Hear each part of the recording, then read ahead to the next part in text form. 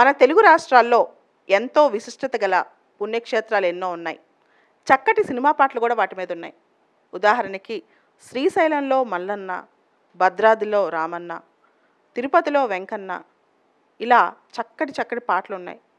అయితే ఇక్కడ క్వశ్చన్ ఏంటంటే, తెలుగు రాష్ట్రాలు విడిపోయిన తర్వాత తెలంగాణలో పుణ్యక్షేత్రాల్ని అభివృద్ధి చేద్దామని చెప్పి తెలంగాణ ప్రభుత్వం పూనుకుంది. అదే దిశగా మనం చూస్తే యాదగిరిగుట్ట, యాదాద్రిలో లక్ష్మీ నరసింహస్వామి దేవాలయం, అదేవిధంగా కొండగట్టులో ఆంజనేయుల స్వామి, వేములవాడలో రాజన్న గారి దేవాలయం, ఇవన్నీ కూడా అభివృద్ధి చేయడానికి గవర్నమెంట్ పూనుకుందనమాట. నిన్న యాదాద్రి రెనోవేషన్ అయిపోయిన తర్వాత దాదాపు 1000 కోట్లతో యాదగిరిగుట్టని రెనోవేట్ చేశారు. అది కేసీఆర్ గారి కళ. అయితే దీనిలో అద్భుతమైన కల్చర్స్ ఉన్నాయి. ముందుగా మనం తెలుసుకోవాల్సింది ఏంటంటే, అక్కడున్న లక్ష్మీ నరసింహస్వామి అవతారం స్వయంభూ అవతారం అనమాట. అంటే అక్కడే వెలిసి అక్కడే ఆయన ఉన్నారు, ఆ కేవ్ దగ్గరే అని అనుకుని అక్కడే ఆ కేవ్ని దాన్నే గుడిగా మలిచారనమాట. స్వయంభూ అవతారం కొంత గుట్ట అంటే కొండ మీద ఉంటుంది, మీ అందరికి తెలుసు. అది వైష్ణవైట్ కల్చర్ తెలుసు కదా మనకి. శైవైట్స్ వైష్ణవైట్స్ ఉన్నారని. లక్ష్మీనరసింహస్వామి అవతారం ఇక్కడ వైష్ణవైట్ కల్చర్ అనమాట. తర్వాత ఈ రెనోవేషన్ దాదాపు 1000 కోట్లు ఖర్చు అయిందంట. ఇది చూడటానికి రాక్ కట్ లాగా ఉంటుంది. దీని రెనోవేషన్లో కూడా ఎక్కువగా సిమెంట్ కానీ, కాంక్రీట్ కానీ, బ్రిక్స్ కానీ వాడలేదు. గుంటూరు జిల్లా నుంచి ప్రత్యేకంగా కృష్ణశిల బ్లాక్ గ్రానైట్ని తీసుకొచ్చి మరీ కట్టారంట. ఇప్పుడు రెనోవేషన్లో కూడా మొత్తం 2.5 lakh tons ఆఫ్ స్టోన్ పట్టిందంట. 2 లక్షల టన్నుల స్టోన్ పట్టిందనమాట. అయితే నువ్వు సివిల్ ఇంజనీర్ కదా కిరణ్, ఇక్కడ మనం చూస్తే పల్లవాస్, చోళాస్, నాయకాస్, విజయనగరాస్, కాకతీయాస్, కొంత ఉత్తర భారతదేశం నార్త్ ఇండియా, వీళ్ళందరి కల్చర్స్, టెంపుల్ కన్స్ట్రక్షన్ స్టైల్స్ దీనిలో ఉన్నాయి. ముఖ్యంగా పల్లవాస్ చూసుకుంటే లైన్ పిల్లర్స్ కానీ, చోళాస్ చూసుకుంటే కారుడ్ ఎలిఫెంట్స్ కానీ, ఒక్కొక్కరి దగ్గర నుంచి ఏమేమి తీసుకున్నారు, ఆ కన్స్ట్రక్షన్ స్టైల్ ఎలా ఉంది యాదగిరిగుట్ట అనేది నేను చెప్పాలి. ముఖ్యంగా కేసీఆర్ గారు అనేవాళ్ళంట, నేను ట్రైన్లో వెళ్తున్నా, కారులో వెళ్తున్నా, కింద నుంచి చూసినా, ఎక్కడి నుంచి చూసినా దేవాలయం కనిపించాలి అని చెప్పి దానికోసం ఏమైనా జాగ్రత్తలు తీసుకున్నారా? అసలు మొత్తం దీని కథ ఏంటి కిరణ్, ఒకసారి చెప్తావా? తప్పకుండా మేడం. సో మనకి ఇక్కడ పల్లవాస్ ఆర్కిటెక్చర్ నుంచి లయన్ పిల్లర్స్ని తీసుకున్నారు మ్యామ్. అండ్ చోలాస్ ఆర్కిటెక్చర్ నుంచి కార్వుడ్ ఎలిఫెంట్స్, వందలాది కార్వుడ్ ఎలిఫెంట్స్ టెంపుల్ చుట్టూ పెట్టారు మ్యామ్. అవన్నీ కూడా స్టోన్లోనే ఉన్నాయి మ్యామ్. అండ్ పెద్ద పెద్ద వాల్స్, ఇప్పుడు మనం బృహదేశ్వర టెంపుల్ కానీ తంజావూరులో ఉంది, ఐరావతేశ్వరం టెంపుల్ కానీ, అక్కడికి వెళ్ళినప్పుడు పెద్ద పెద్ద వాల్స్ కనిపిస్తాయి. Yeah, world heritage site. అక్కడ నుంచి కూడా వీళ్ళు పెద్ద పెద్ద వాల్స్ చుట్టూ కట్టడం కానీ, అండ్ స్పెషలైజ్డ్ గోపురమ్స్, పెద్ద పెద్ద గోపురాలు కట్టారు మ్యామ్. అండ్ లీనియర్ విమానాస్, చాలా పెద్ద విమానాలు స్ట్రైట్గా ఉంటాయి అన్నమాట పైకి.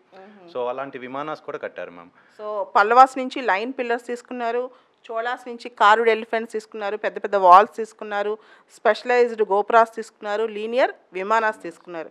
తర్వాత నాయకాస్ నుంచి ఏం తీసుకున్నారు? నాయకాస్ నుంచి ఎస్ మ్యామ్, నాయకాస్ నుంచి హ్యూజ్ కారిడార్స్ మేము ప్రకారమ్స్ అంటాం అనమాట. అండ్ ఇక్కడ ఉన్న యూనిక్ ఫీచర్ ఏంటంటే, జనరల్గా ప్రతి టెంపుల్కి ఒకటే ప్రకారం ఉండిద్ది. ప్రకారం అంటే మనము సర్కమ్ అంబులేటరీ పాత్ అనుకోవచ్చు అనమాట, చుట్టూ తిరిగేదానికి. ఇక్కడ యాదాద్రి టెంపుల్లో 2 టైర్స్, 2 ఉన్నాయి మ్యామ్. సో టెంపుల్ చుట్టూ తిరగడానికి 2 టైర్స్ ప్రకారమ్స్ ఉన్నాయి. నాయక ఆర్కిటెక్చర్ నుంచి తీసుకొచ్చారు మ్యామ్. సో 2 టైర్ ప్రకారమ్స్ నాయక ఆర్కిటెక్చర్ అనమాట. తర్వాత విజయనగరం నుంచి ఏం తీసుకున్నారమ్మా?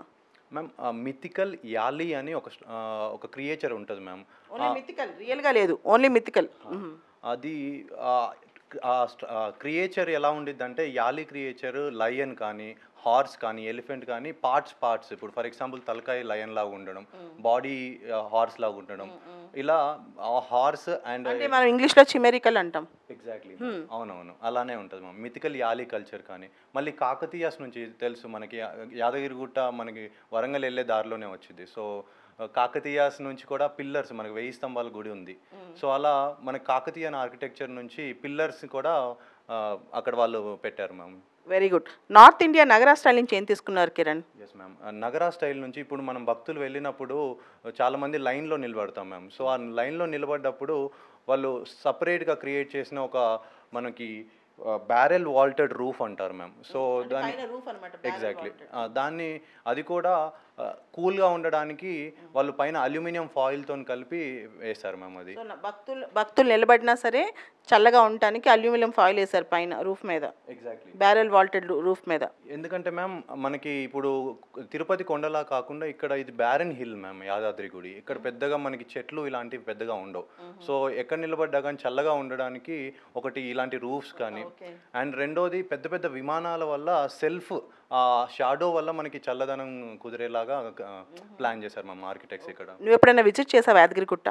నేను ముందు వెళ్ళాను మ్యామ్, బట్ నిన్ననే యాదగిరిగుట్ట ఓపెన్ చేశారంట అందరి భక్తులకి.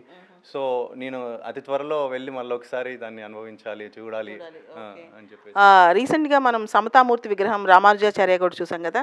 ఇప్పుడు హైదరాబాద్ కానీ తెలంగాణ కానీ ఇవన్నీ కూడా పుణ్యక్షేత్రాలు కూడా ఫేమస్ అవుతున్నాయి. నిజంగా సంతోషించదగ్గ విషయం. యూపీఎస్సీ కూడా ఈ క్వశ్చన్స్ ఇంటర్వ్యూలో అడగొచ్చు. దీంతో పాటు ఇప్పుడు ఇంకా ఏమైనా యూనిక్ ఫీచర్స్ ఉన్నాయా? మనం చూస్తే చోళ తిరుమల ఆర్కిటెక్చర్, అంటే తిరుపతిలోని ఆర్కిటెక్చర్ని కొంత తీసుకొచ్చారు. తర్వాత షైవైట్స్ ఆల్వార్స్ ఉన్నారు కదా. ఇప్పుడు ఆల్వార్స్ అంటే వైష్ణవైట్స్, షైవైట్స్ అంటే నైనార్స్. 12 మంది ఆల్వార్స్, ఇది వైష్ణవ టెంపుల్ కాబట్టి ఆల్వార్స్ 12 మంది ఆల్వార్స్ని తీసుకున్నారు, నైనార్స్ని ఎవరిని పెట్టలేదు అనమాట, ఎందుకంటే ఇది షైవైట్స్ కాబట్టి. సో వీటి గురించి కొంచెం ఎక్స్ప్లెయిన్ చేస్తాను. యూనిక్ ఫీచర్స్ ఆఫ్ యాదగిరిగుట్ట ఇప్పుడు కొత్తగా రెనోవేట్ అయిన తర్వాత ఇంకా విశిష్టంగా ఏం కనిపిస్తున్నాయి? తప్పకుండా మ్యామ్. ఇక్కడ మనకి నాట్ జస్ట్ ఎంపైర్స్, వేరే వేరే ఎంపైర్స్ నుంచే కాకుండా కొన్ని ఫేమస్ టెంపుల్స్ దగ్గర నుంచి కూడా తీసుకొచ్చారు మ్యామ్. ఫియర్స్ లయన్స్ ఉన్నాయి కదా మ్యామ్, దాన్ని అహోబిలం నరసింహస్వామి టెంపుల్ సేమ్ అలానే ఉండేలాగా ఇక్కడ ఎన్ష్యూర్ చేశారు మ్యామ్. ఇంకోటి ముందే చెప్పాను, పెద్ద పెద్దగా గోపురాలు పెట్టడం, అది మనకి బృహదేశ్వర టెంపుల్ తంజావూర్, అక్కడ నుంచి మనకి ఇక్కడ 41 ఫీట్ విమానం పెట్టారు మ్యామ్. అండ్ ఆల్సో కేసీఆర్ గారు అలా హైవే మీద కానీ ట్రైన్లో కానీ వెళ్తుంటే కూడా నాకు ఇది చాలా మొత్తం కనిపించాలి దేవాలయము అని చెప్పేసి చెప్తే చాలా ఆయనే కేర్ఫుల్గా ఆయనే డిజైన్ చేశారంట మ్యామ్. ఇంత సైజు ఉండాలి అని చెప్పేసి 85 ఫీట్ పెద్ద రాజగోపురాన్ని, రాజగోపురం కూడా కాదు, మహారాజ గోపురాన్ని అక్కడ పెట్టారు మ్యామ్.